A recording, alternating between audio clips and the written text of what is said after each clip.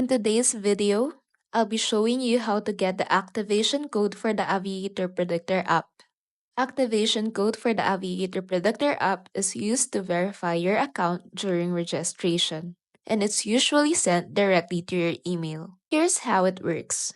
When you register in the Aviator Predictor app, an activation code will be automatically sent to the email address you provided during sign up. It's an 8-digit code that you'll use to confirm your account.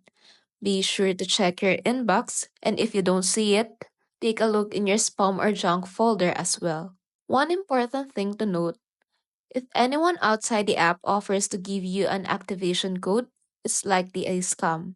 The activation code is only sent through the app's official sign up process. If you haven't received your activation code after signing up, don't panic.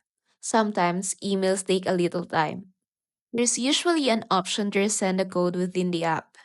Double check that you entered the correct email address and try requesting the code again. And that's all there is to it. Now you know how to get the activation code for the Aviator Predictor app.